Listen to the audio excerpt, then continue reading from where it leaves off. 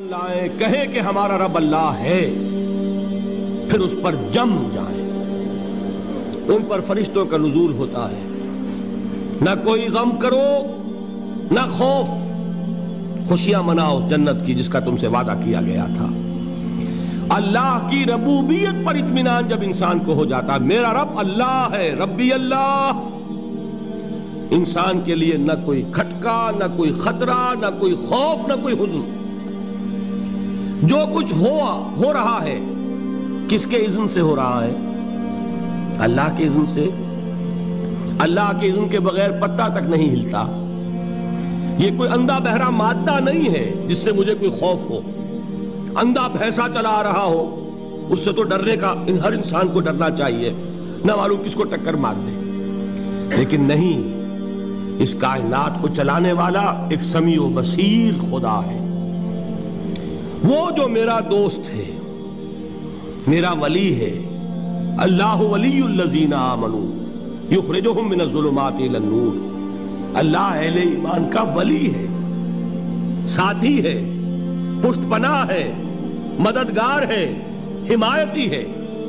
بتائیے جسے یقین ہو جائے کہ اللہ میرا مددگار، اللہ میرا محافظ، اللہ میرا پشت پناہ، اللہ میرا حمایتی، اس کے لیے کوئی خوف ہوگا؟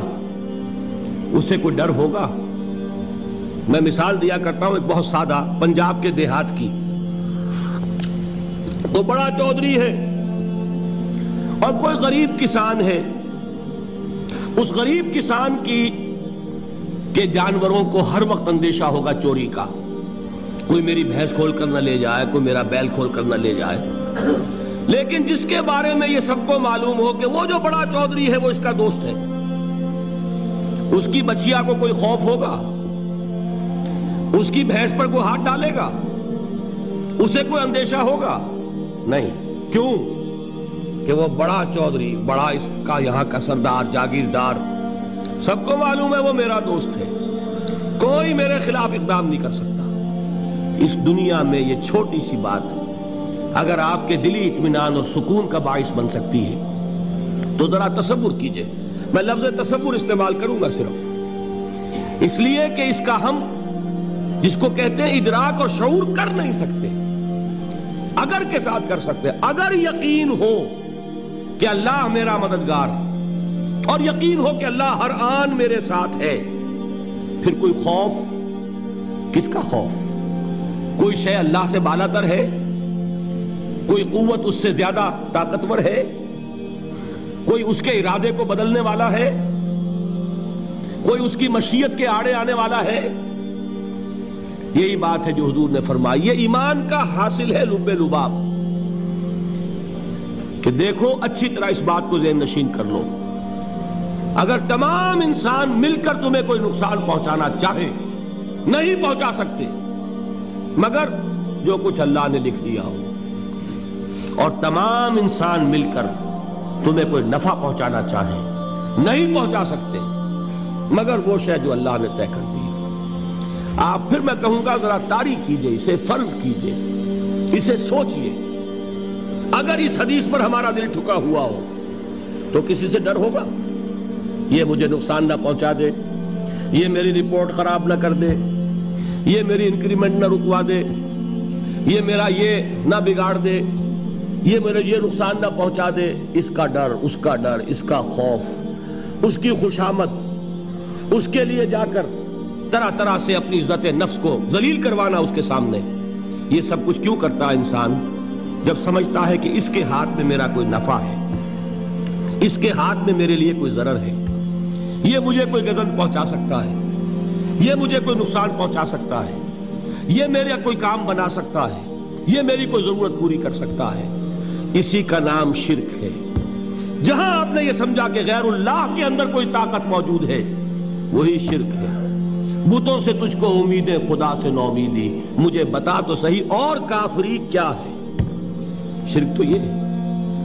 جس پر بھی تمہیں یہ خیال ہے، کلمہ ہے یہ کلمہ سوم، لا حول ولا قوت الا باللہ، ذرا اس پر دل کو کبھی اگر آپ تصور کریں، پھر فرض کریں، دل ٹھک جائے اس پر، کوئی طاقت نہیں۔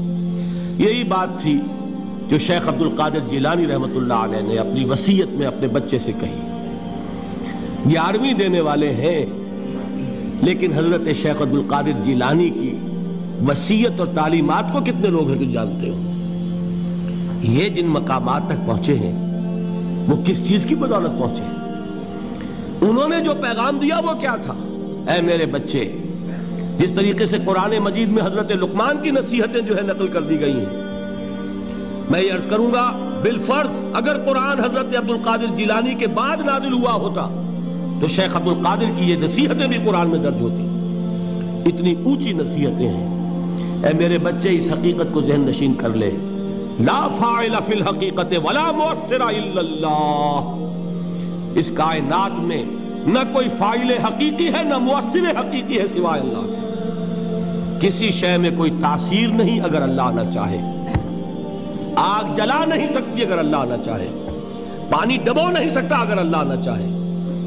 زہر ہلاک نہیں کر سکتا اگر اللہ نہ چاہے.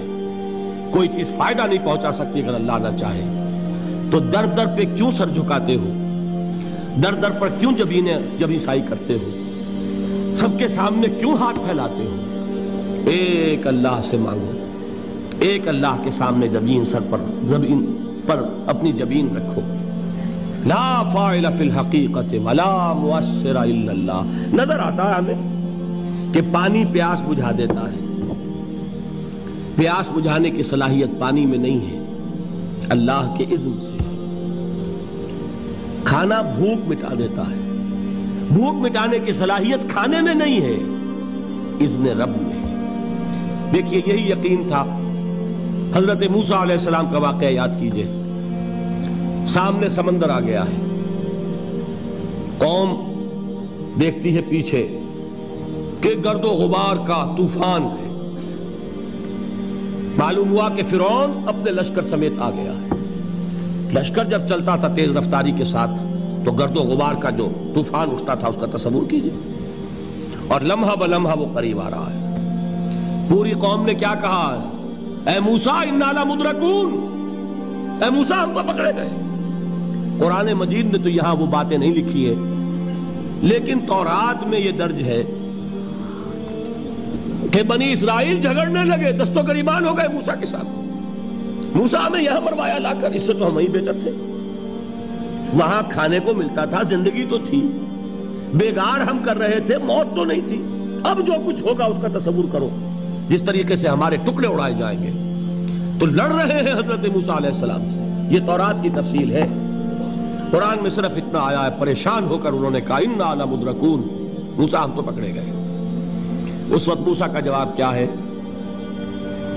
کلا ان معی ربی سیہدین. نہیں، میرے ساتھ میرا رب ہے، وہ راستہ دے گا. بتائیے کہاں راستہ نظر آ رہا ہے؟ یہ ہے ایمان بالغیب. راستہ نظر نہ آئے تب اللہ پر یقین ایمان ہے. جیب میں پیسے ہوں اور تب دل کو اطمینان ہے تو ایمان کس پر ہوا؟ پیسے پر، اللہ پر نہیں. جب وسائل و ذرائع نہ ہوں اور پھر یقین ہو کہ اللہ مسبب الاسباب ہے، وہ اسباب کا پابند نہیں ہے، وہ اسباب کا محتاج نہیں ہے، اسباب اس کے محتاج ہیں. اگر یہ یقین ہے تو اللہ پر ایمان ہے. یہ نہیں ہے تو تمہارا ایمان اسباب پر ہے، وسائل پر ہے، ذرائع پر ہے، مادیات پر ہے، اللہ پر نہیں. اس وقت کہاں راستہ تھا؟ کوئی راستہ تھا؟ سمندر ہے اور ادھر سے لشکر آ گیا ہے. کلا ان معی ربی سیہدین. اب دیکھیے ایمان کہہ دینا آسان ہے، ہوا معکم اینما کنتم. جہاں کہیں بھی تم ہوتے ہو اللہ تمہارے ساتھ ہوتا ہے. لیکن اس کا یقین قائم ہو جائے تو زمین و آسمان کا فرق واقع ہو جائے.